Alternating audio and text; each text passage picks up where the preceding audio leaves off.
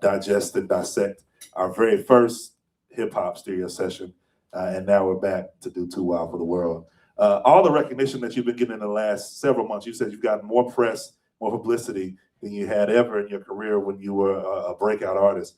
What does this moment feel like for you?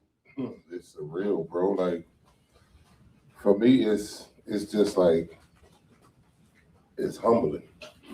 As humble as a rapper I am, this is humbling to get the recognition that I'm getting now. And this came out in 1998. Like, that's crazy. I want to highlight one thing. Can y'all hear okay? Now you hear both mics. You're not originally from Memphis.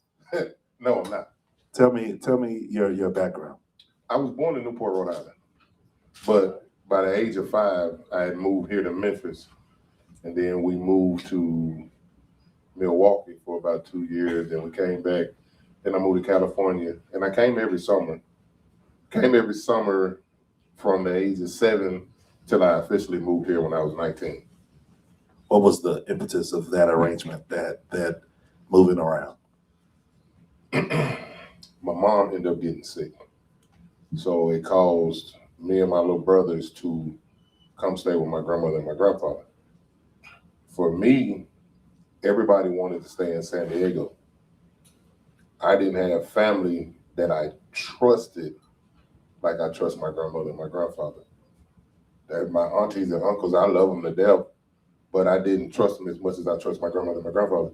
So my mother asked me, she said, well, you want to stay in Cali or you want to move to Memphis? I'm like, yeah, let's move to Memphis. They get snow, you know what I'm saying? I was like, yeah. Boy, was I ever fooled. No snow. I could have stayed in San Diego with the palm trees, but no, it's cool. I love it here. Orange Mound. What does Orange Mound mean to you now, and what was it like for you then? Orange Mound means everything to me. It's one of the strongest communities that you can be a part of. And I don't take nothing from nothing else in the city. But being one of the first historical Black cities, the neighborhoods in the city is probably one of the most beautiful things to me. And they welcome me in with open arms. So what are some of the hot spots? Speedy Corner, Club Memphis. Oh, yeah. Mount Moriah Baptist, Beulah Baptist, Melrose High School, of course, Mr. Tyler's. Well, rest in peace, Mr. Tyler. Mr. Tyler. Rest in peace, Mr. The best thing of Memphis, Orange Mound, is the football stadium. Because for us, if you didn't go to college, Melrose was like TSU to us. Like Orange Mound University. Oh, come on now. That's what we say now, Orange Mound University. Both of my parents, all my aunts and uncles are all proud graduates as well. Yes, I am too. Absolutely. I come out in 1990, baby. I love it. So walk me through, again, some of those hot spots. I stole your thunder a little bit, but I was doing a roll call of my grandparents. Like you said, Speedy's Corner. The shopping center, like Lamar and Elway Shopping Center used to be jumping. Excuse me. Before they took everything out of it, but it used to be flat. That's where we stayed at, right there, between Lamar and Elway Shopping Center and Barton Street, Boston. We just stayed right there. That's where we hung out at all the time. It's a little club right there on the corner where me, Ball, G, Squeak, and all them used to hang out at. Yeah. So, and Saratoga, that was the spot. That's where we created all our magic. Well, I like that roster there, because I'm gonna creep closer to your clique, but Squeeky, Zerd, yep, 8 Ball, yep, MJG, yep, Tom Skeemask, Criminal Main, yep, Thugster, Yo Lynch, Little Sticker. We got that, yeah, Carol. Yeah. Let's see, who else? Insane, Killer Murphy, Lil Grove, Kilo G, Buckshot. Yeah.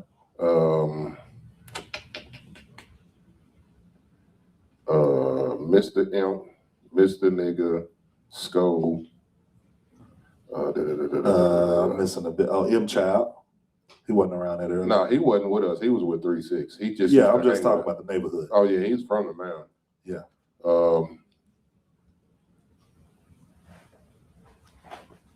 I think that's about it I can think of off the top of my head right now. So, and OTS was right there. Yeah, OTS was right there on Park.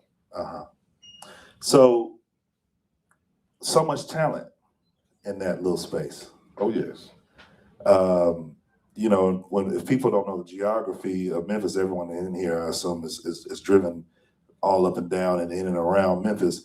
But, you know, we talk so much with people from out of town because it's easy just to say your cardinal directions: North Memphis, South Memphis, East Memphis.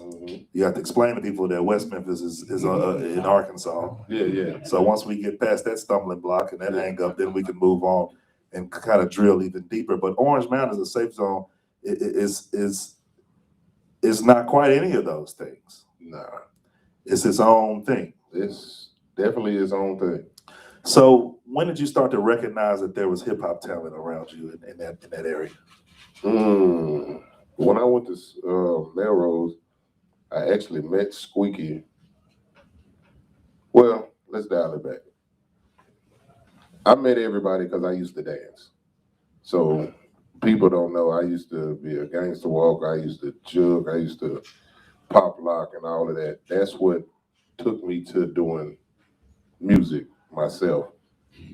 And then it just catapulted to all of that. Well, how do you get your body and your mind to do those things when you've been from Rhode Island, California, in and out?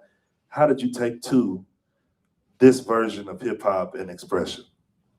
Because it's distinct. It's not like Wild Style, and it's not like the Pac Jam in New York, and it's nothing like, you know, the electro and then the gangster rap that they were doing out west with your Egyptian lovers and your Arabian princes and then your NWAs and your Dr. Dre's and your Snoop. I mean, it's completely in its own realm. How did you latch onto that and pardon this expression, but emulate it, although it is of your own, but, you know, to be someone who was sort of in and out of this space to be able to give it back to the people in the way that you have?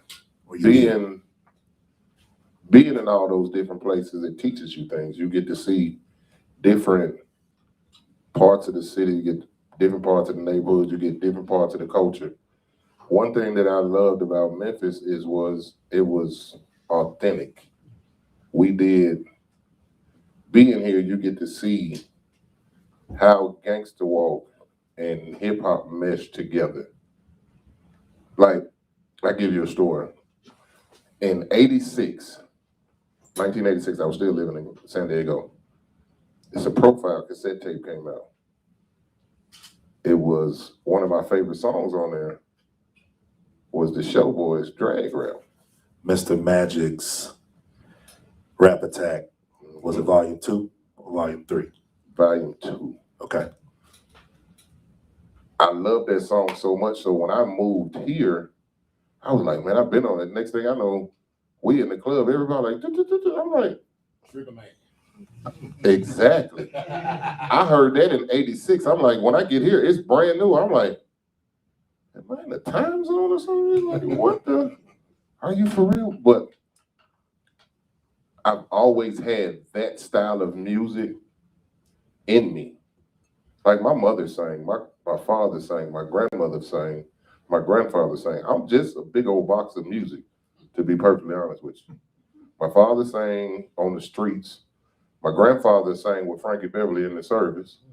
My grandmother sang in the church. My mother sang with Jeffrey Osborne. Like, okay, like all I knew was music, but didn't know. My sister tells me this, you taking on Dad's dream. So I do this and captured all of that from being in different spots. But being here humbled me and showed me, like, starting off gangster walking, I knew what I wanted, what kind of sound I wanted. So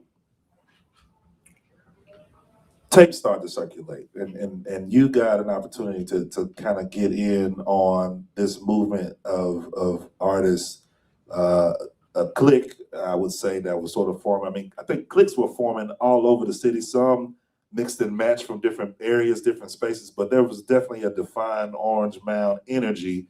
It got twisted, flipped, cut, sliced, spliced in different directions over time. Yeah. But in this particular moment, when you're breaking through, everyone seemed to be on the same page, or at least pretty close to, relatively on the same page. Yeah. How did you, Zerk, Squeeky, Ball G, and the surrounding clicks, micro clicks, sort of find a way to get this thing down on cassette and get it out into the streets? Man, sitting in Squeaky's mother's crib, man. How'd you befriend him? Hmm? How'd you befriend him? You kind of brushed up against it, but me and a dude named Daryl Baldwin used to dance all the time. So we was doing the talent shows and all of that stuff. And Daryl Baldwin and Squeaky were best friends. So we go over there, and from there, you know, I'm probably the coolest dude you'll meet. I can get along with anybody and everybody. And we just started hanging out. We just started hanging out, and he was DJing. I started carrying equipment with him. And from there, we just built that bond. But just doing that mainly. Just like we built our family off of knowing each other, going out, hanging out, Squeaky DJing, we going to clubs, performing off the old mixtape stuff, and just roll from there. So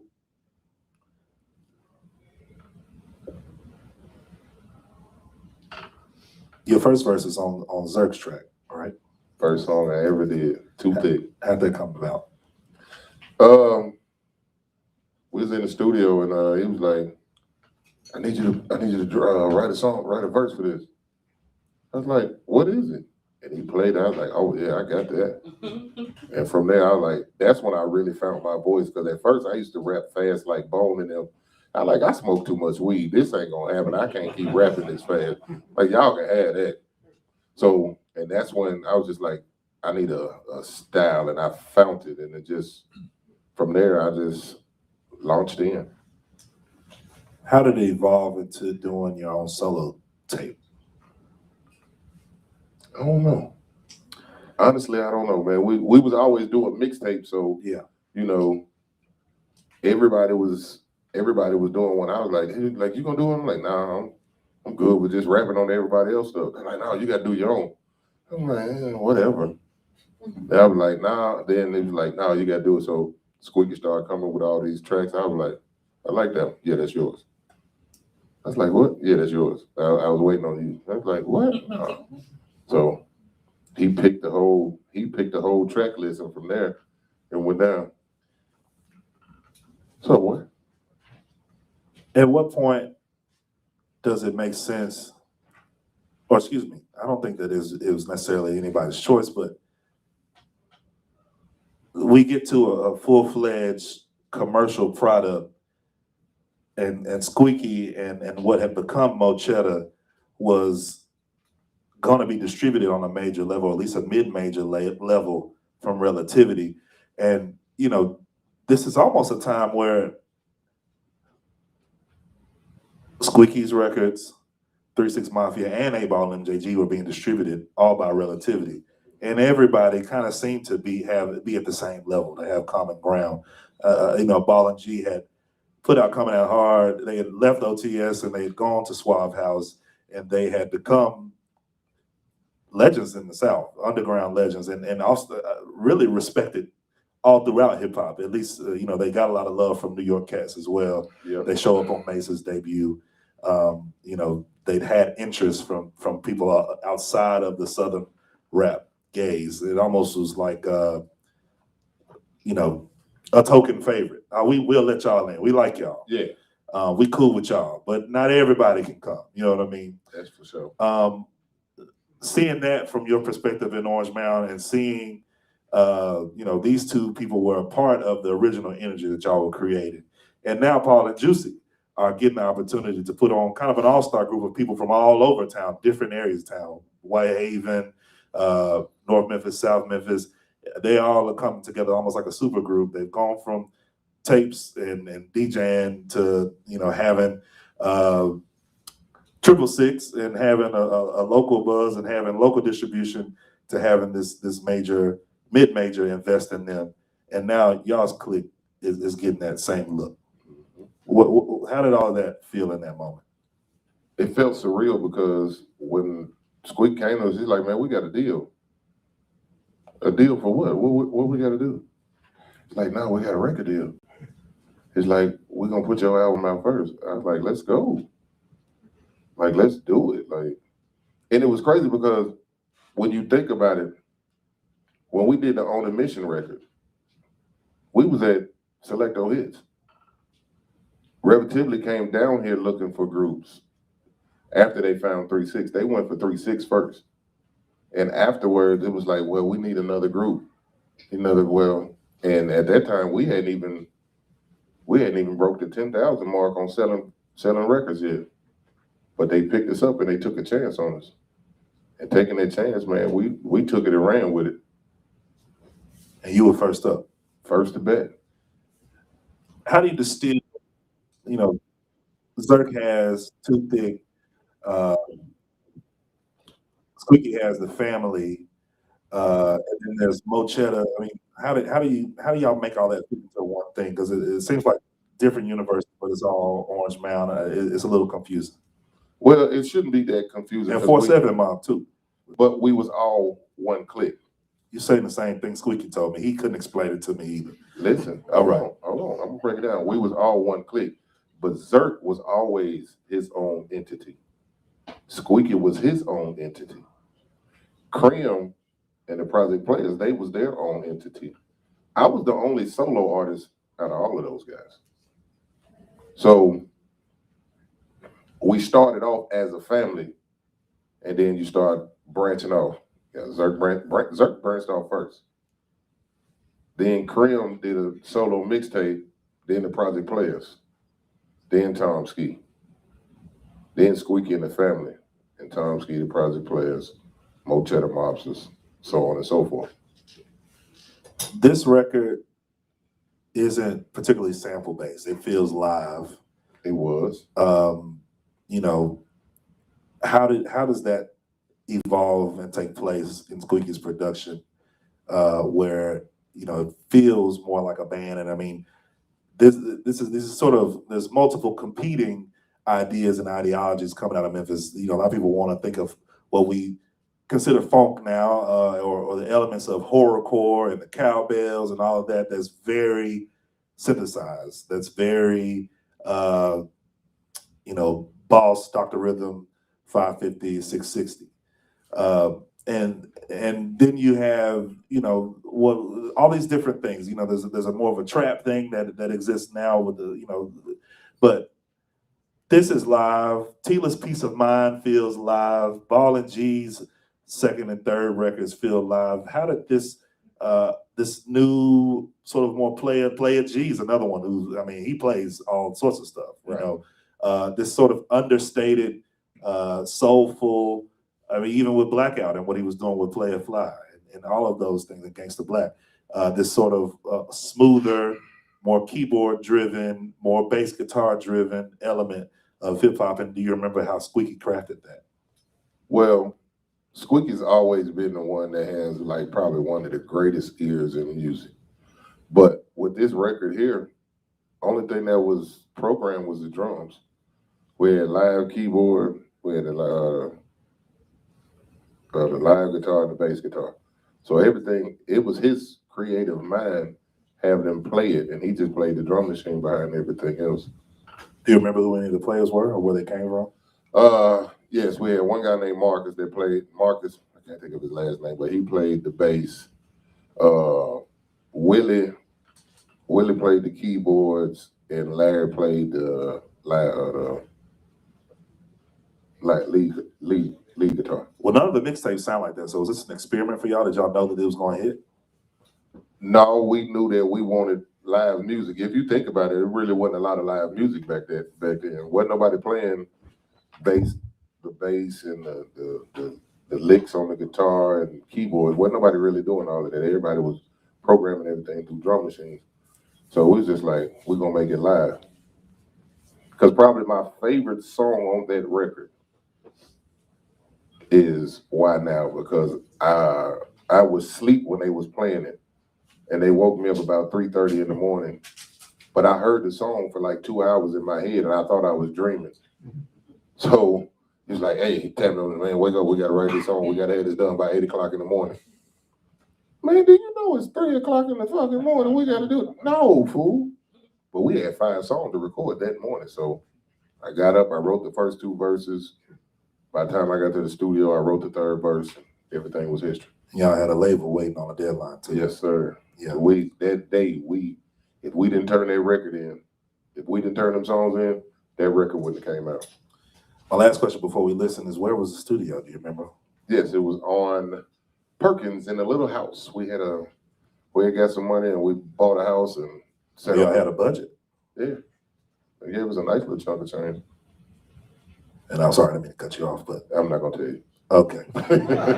No, I mean, what the house? Tell me more about the house. Oh, the house was dope. Like this is me. I don't like main streets. I hate main streets because it's hard to get into your house and get out of your house. But it was right there off of Perkins and Night on It. Are we ready to jump into the first side of the record? Yeah. It's a longer record because it's a CD, so we're just gonna do the first 4 songs in that room specifically. So let's see. I usually always do this wrong. If you have B, stay put. If you have A, go in there. Thank you.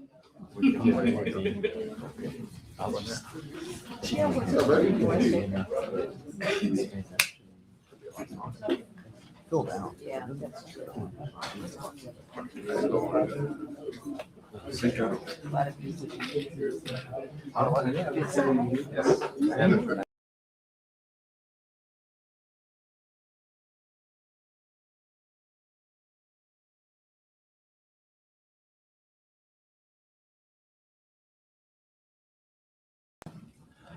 They look blown away.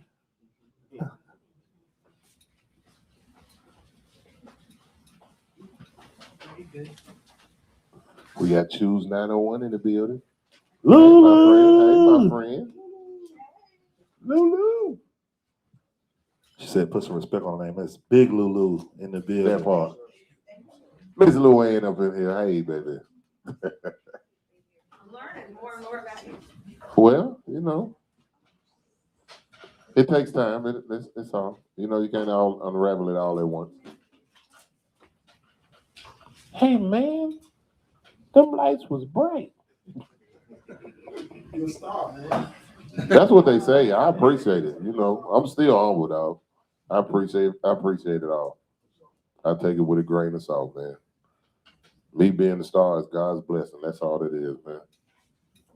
Before we jump back to 1998 when this was released, let's stay in the present right now, because this record here has risen to the top of records that people covet when they talk about Memphis and hip hop. And I think that a large part of it is because your lyricism, your witticism, your camaraderie with the rest of the Orange Mound Brothers on the record, but also kind of where we left off, that the production is so thoughtful and so big, the way that it's arranged, the way that it's handled. It doesn't just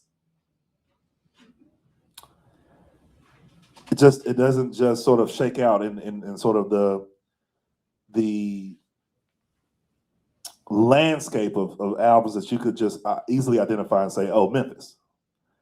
You know, it doesn't scare you like you know, Lord Infamous might when you listen to his Underground, or Koopsta, who I think, you know, put together a project. You know, Lord Infamous unfortunately didn't get to do in that era a full project.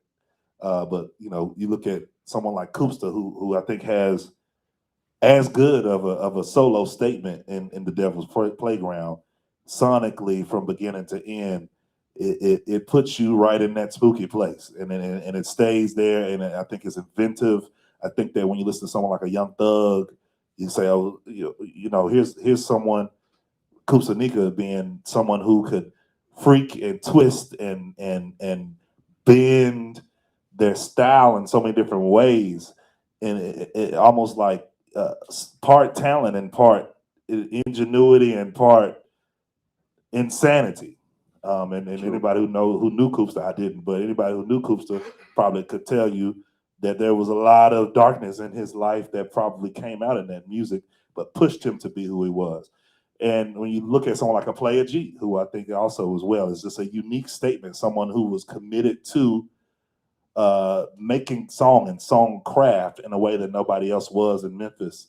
And now he teaches keyboards, and now he tours with bands all over the world, and is what someone might consider a proper musician, although he started in Memphis rap. How does it feel to know that your album sits in some ways above a lot of records that people consider essential when you look at Memphis rap? It's a unique statement to its own. It's an honor because I hear a lot of people say, man, like, they tell me how much this record has helped them through so many situations. I had a brother tell me, he said, man, your record helped me get through prison. He said, if I wouldn't have listened to this record, he said, I probably would have lost my mind in prison. And that's humbling, you know, because I'm trying to figure out what song on here of this album that has you that comfortable where you're relaxed in prison.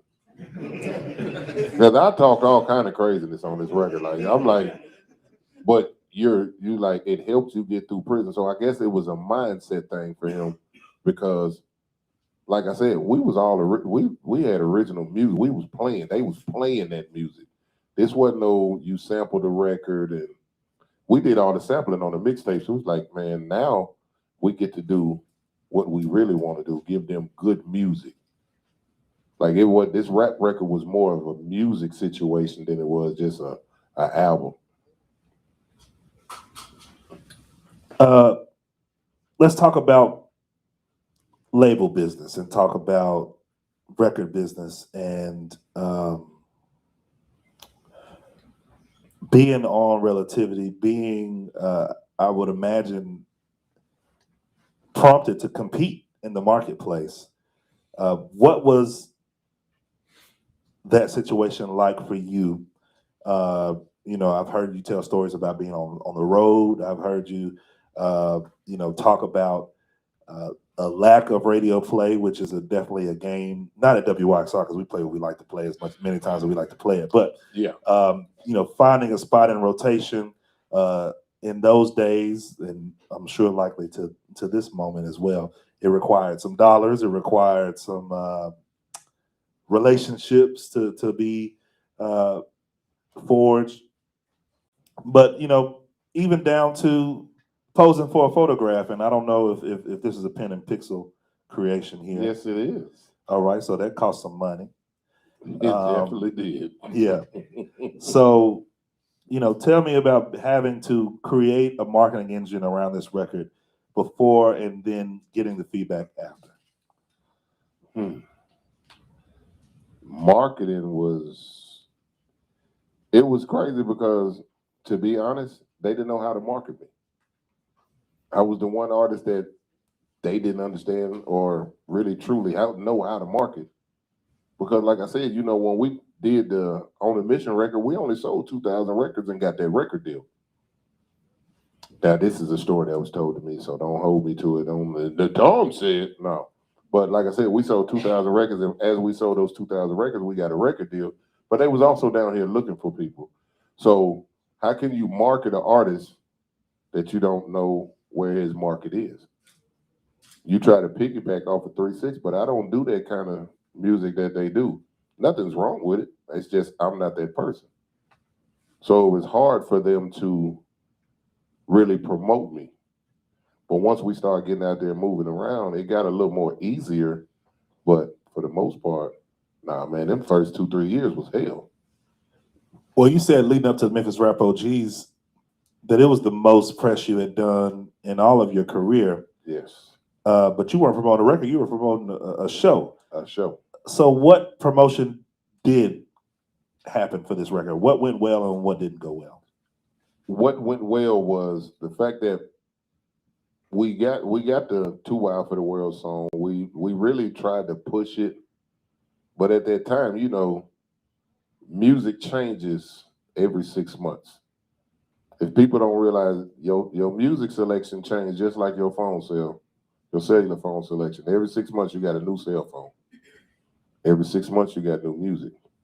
So if you're not aligned with the people that's doing the same thing, I'm not the Drakes and Bun B's and 3-6 Mafia. I'm just me. But I make music for you to get up and party to. I make music for you to think. I make music for you to reminisce on old family. Like my favorite song, one of my favorite songs on this record is First Love, because that song is dedicated to my mom. I lost my mom when I was 19.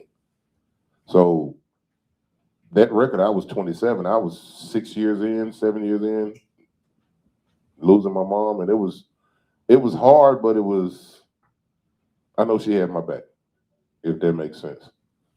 So it's crazy with this record how much market the press that we did get for it, and it was even worse that the ones that we didn't get, because the second single was Why Now, which was a radio song, and we never got any play off of that. So I know Relativity pressed 12 inches. Yes. So I'm assuming DJs at least got them, club or radio and or both. Yeah. No music video? Yeah, Too Wild for the World. Yeah, I have seen that actually. It's pretty hype. It's pretty buck. That's the video that they paid for. Right. Why Now, Forever Hustle came out of my pocket. I shot them myself. I did those myself. When you say shot them yourself, directed them or did Larry Clark do them? No, my homeboy Tony Harris. Okay. So how did that feel in the moment, knowing that you've put out a body of work that you truly believe in, but not seeing that support? How did it feel?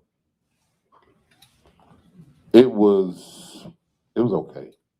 You know what I'm saying? Like, me being a musician, I know the good, the bad, the ugly of the game. So we pushed as much as we could push. But also, you know, you look at a lot of artists have put music out every 6 months. We put music out every 2 years because we knew we had good body of work. Like we really was making good music.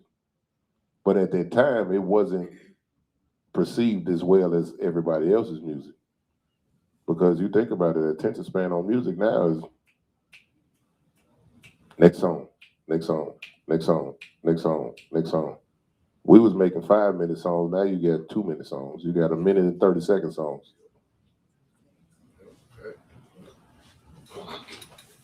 When did you start to notice that things were changing as far as this becoming a collector-focused record? Something that people who maybe didn't understand it or catch it or have the opportunity to appreciate it in the moment start to give it reverence and credence, a cult classic. When I start getting the people from overseas start sampling and making this funk music that they have now, and I was just like, I'm listening, I'm like, that sounds like me on that song, on that. Like, what is this? My homie was like, hey man, yeah, man, they doing this funk music, they sampling all the Memphis artists.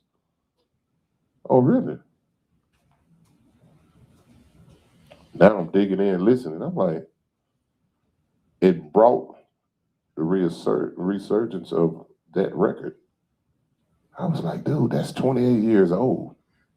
And you're sampling Too Wild for the World. You're sampling vocals from Too Wild for the World. Or even going back farther, like 95, my first mixtape. And they're they're sampling off the songs of those. I'm like, dude, that's mad crazy. But it's humbling because that lets you know that their music has traveled around the world.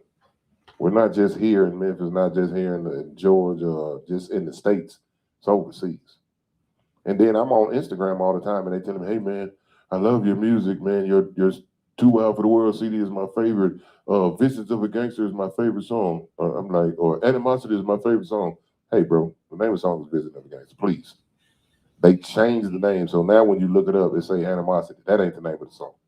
But it's cool. I appreciate it. What was it like doing shows in the time that you were promoting this record? Because you got to kind of crisscross with Ball and G again and with 3-6, not just because y'all were being distributed by the same company, but you know, just I'm sure people when they put shows together, they like attracts like. Well, I wasn't what I am now. Back then, I was nervous. You wouldn't believe as much as I love to jump around the stage now and take my shirt off and rap and all of that. You wouldn't believe back then I'd be like, okay, when we gonna get done? I'm ready to go. Because you know it was nerve wracking for me because I wasn't used to it. But now it's just like, wow, I have a blast. If you ain't been to a Tom Ski show, trust me, you're gonna have fun. I promise you. Let's break down the visuals of this piece here because we usually don't get the benefit of such amazing artwork. We Liv talked me into putting this here. She said last time we did this and she used the term cute. So I said, okay, I think I can get with cute. Awesome.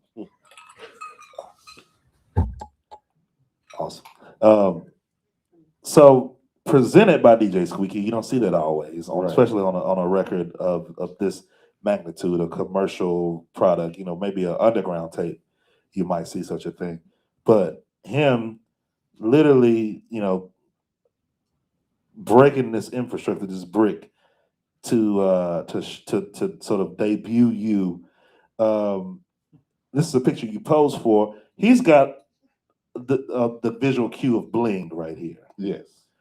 But you've got more of something like a more, I would almost use the term like a utilitarian look. The wallabies, the khakis, kind of a preppy shirt, a simple hat. Nothing about your posture or the way you're being presented to me reads as flashy. Although he's got a little bit of bling, and he's also got on a necklace we can see here, and he's got bling on his ear too. I'm just breaking this down. I'm trying to interpret. Was there a story being told here because you weren't being marketed in the same way as a No Limit or Cash Money started to take off around this time? Definitely, I would say that 3-6 wasn't a bling bling situation, but these covers are being designed by the same company in Houston. Yes. So and visual storytelling is what they pride themselves on. So I'm just trying to understand what was communicated to them for this to be the image that they showed. Too Wild for the World. You're standing on top of the world, and this is the galaxy here. Some people might not have as great of a view as I have. I'm just breaking this down. Am I getting everything that's the same, fair, and accurate? Yes. Talk to me about, do you remember this photo shoot? I do. It was crazy. It was fun, man. The one that I like the most is on the inside of the cover. They got a pair of headphones, and they got me sitting on top of the headphones. That was the coolest shit ever. I was like, dude, I don't know how y'all pulled this off, but it was so dope. But in hindsight, the majority of the whole cover was really Squeaky's idea. Okay, can you break that down for me more? Well, you say all Squeaky's idea. I mean, because I just watched them say that artists will come in or they said that they never, in all the years that they made covers, not listen directly to the artist or the company about what the vision would be. They would sketch it right on the spot during a meeting. That the only time they ever sort of tried to get out ahead of what an artist wanted, they didn't get an opportunity to speak directly to an artist, was when they most recently did the 21 Savage and Metro Boomin record that they did. That was during the pandemic or so. So they had, this isn't even, Pen and Pixels, again based in Houston, it hasn't even really been fully in commission for quite some time. Right. 21 Savage and Metro Boomin requested them to do the work, and this was the first time they said that an artist was just like, no, completely not feeling that, and they made them rush and do it over again. So they said that they felt that it was because they did not get to speak directly to Metro and 21. Another thing that I noticed you said, and just painting the picture, because I'm in my early 30s. Some of y'all might be younger than me. You said you didn't know how they pulled that off. I mean, I could probably do it in 20 minutes now, but in this day and time, Photoshop was in the form that it was new, and it took a lot to render this many images layer by layer. You know, in the early days, they crashed computers trying to make these covers. Yes. So tell me more about that process with Squeeky coming up with this idea. Well, because for one, we took that long, like you said in Houston, we took that long drive to Houston, man, and it was just like, that was a whole day of shooting. What I remember the most, and it was like, man, we're gonna do the bricks, we'll have your name busting out of it, Squeaky gonna be doing this. I'm like, okay. Like, I'm cool. I'm just here to rap. I wasn't worried about the artwork. I was just here to do the album and have fun with it, go do shows and all of that. But for the most part, Squeaky was like, we're gonna have you bend it down. I said, hey, look, I can't do that too much longer. You know, my legs ain't that good. I ain't got stripper knees. You know what I'm saying? We can't do that one now. Cause they had us do that. They shoot about 6 times. I'm like, hey, look, keep squatting down, man. You know, I don't know a ton about Relativity as an outfit. There's a good business. They had the Mo Thug family, Fat Joe. There's a lot of people come out of there, but it was more. They was really messing with New York artists. We was the only 2 South artists that they had was 3 6 and me, and Squeaking them. So Well, they did distribute Suave for a hot moment. for a hot moment, Yeah. So after you, Project Players put out a record. yes, Were you around for that? yes. What was that process like? That process was a lot easier than mine because we knew what we needed to do, and it was more comfortable because they already had probably 85% of their songs done. I only got on 2 songs on that album, which was cool. I did the Dirty Down South and the Run 'Em Over, which Dirty Down South I had 8-Ball and MJG, and Run 'Em Over had MOP out of New York. Do you feel like the reception was better for their record? They got better radio play. They definitely got better radio play. With Bucket Naked Bucket Naked and Bounce With and Bounce With Me. yeah, Bounce. That was like a Rap City. You know, they kind of got a little love on that. Oh yeah. But then Cram at one point starts flirting with Rap A Lot. Is that correct? Well, the whole Project Players went to Rap A Lot. What was that period like for the clique? You mean for them? Because I wasn't going. Yeah. We talked to A-Ball and then MJG. They was like, hey, man, no disrespect, but you don't want to go over there and fool with Rap A Lot. Rap A Lot, a different entity. It's like, all right, I'm cool. I'm comfortable where I'm at. I ain't trying to jump ship to ship to ship. No, I'm straight. I'm loyal. I'm a soldier. I ride with you. It's like, man, we're going to go to Rap A Lot. I'm like, y'all know what Ball and them said, right? Yeah, man, they're going to give us $10 million. All right. I'm going to holler at y'all. That's the one time I turned down some money. Because I knew it wasn't going to work out. I just had a feeling in my gut that it wasn't going to work, and it didn't. In hindsight, it really didn't work out. What's it like now, seeing all the Orange Mound guys in the different spaces that they are? I mean, each of you have your own individual strengths and weaknesses and have had a lot of twists and turns in your careers. just like we were all together on stage. I mean, not all. It was Squeeky was there, Zerk was there, you were there. We were all representing Memphis rap OGs. But if you know the story, you know that y'all started out together. Yeah. You know, Krim is doing movies now. Doing a bunch of them. They call that man Mr. Tubi. So if you watch Tubi, Criminal Man has a lot of movies on Tubi. Neighborhood Dope Man, so on and so forth. I hadn't watched all of them, but which one? Yeah, Afghanistan. Like he got a lot of movies on Tubi. So if you get a chance, go to Tubi and pull them up. You'll see he got a lot of good movies.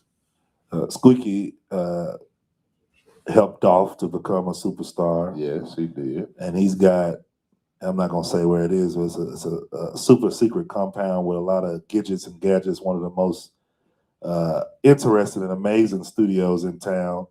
And you can get a burger and some wings and all other kind of stuff because they got a cook on hand.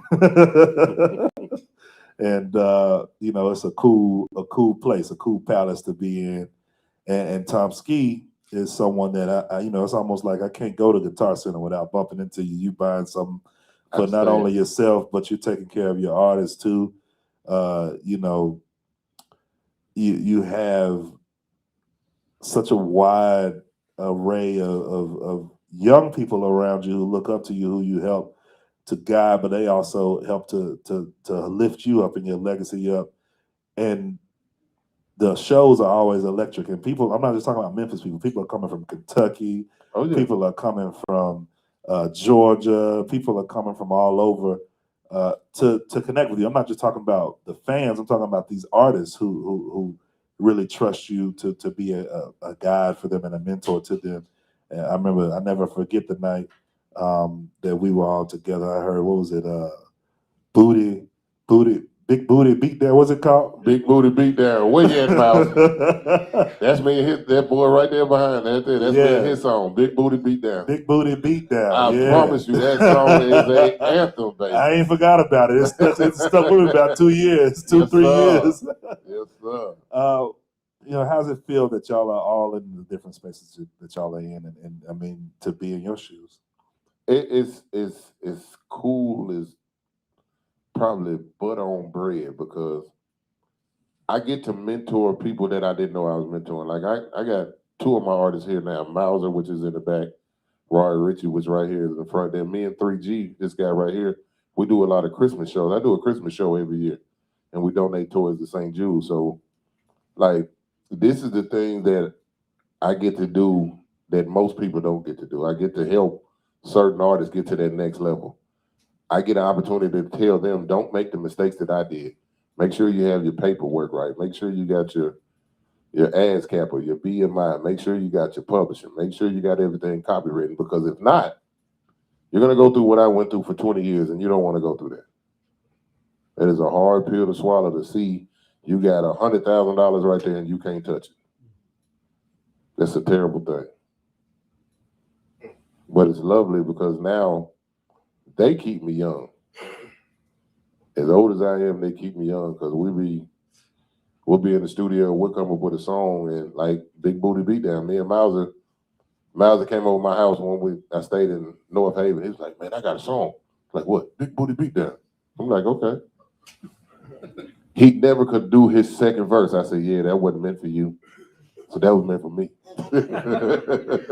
And we had a blast doing it. And we had fun performing it, man. Like, that's probably one of the crunkest songs that we get to do. How did you come to the idea to release this record on vinyl, and you did it without Relativity being involved, which seems kind of like a magic trick in this day and age? I assume that company is folded at this point. Who, Relativity? Yeah. From what I hear, they're somewhere in Paris. Okay. So, you know. Yeah. To each his own. I had the company called the Vinyl Spot had called me up, and they wanted to do a limited edition. I was like, that'd be dope. Like, get 250 records, and if you get it, you get it. If you don't, you don't. You missed out. And they called me. We did all the paperwork and dropped their record, and it was 250. They sent me 50 of them, and they distributed 200. I got That's why I caught you before they got gone. Yeah, and I'm gonna make sure mine get locked back up in the vault before we leave here tonight. Yes, sir. Tom Skeemask, we appreciate you. We honor you. We thank you for continuing to lead the way and for being too wild for the world. Yes, sir. All right, y'all want to hear some more of the record? We're gonna play it and chill a little bit. So we're gonna play some in here. We're gonna play some in there. There'll be different parts of the record because it's a long one and we got off track a little bit. So thank y'all for coming. The next one is June. Come up with that one. the Dowd Awards will be on June 4th at the National Civil Rights Museum. This is an award that I created a few years ago. This is the 4th annual to honor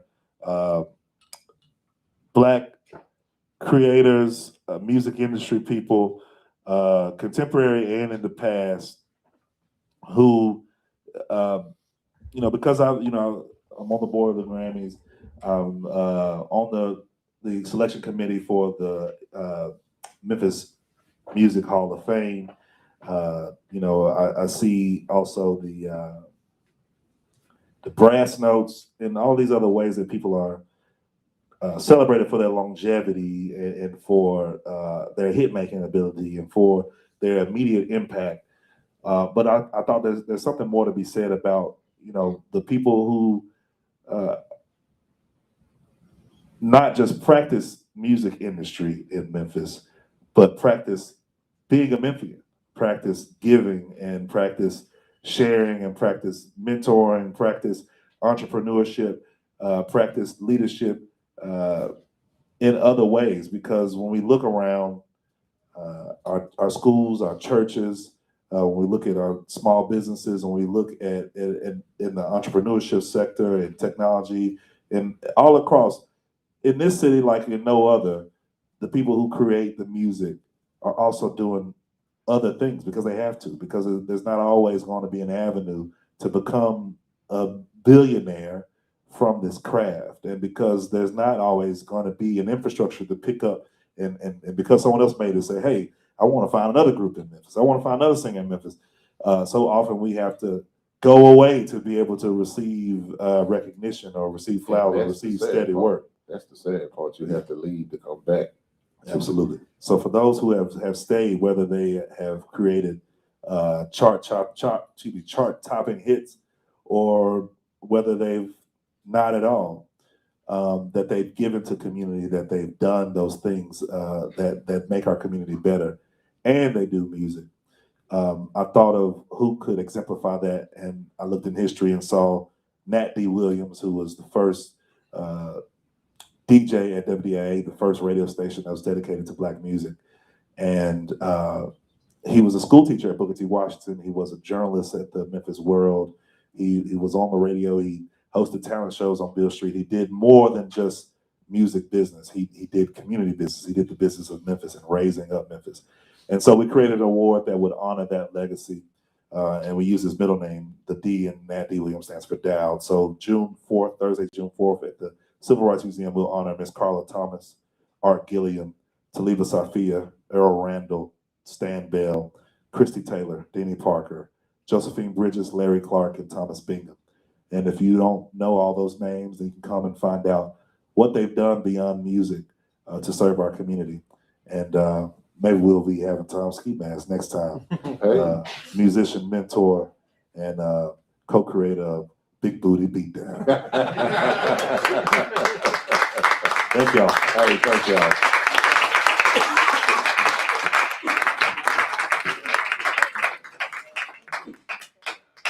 I'll give it up for JB and Tom one more time. Woo! All right, we're gonna play the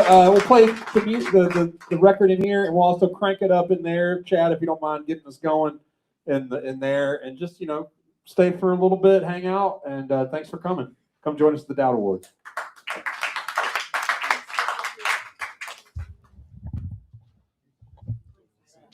Appreciate it.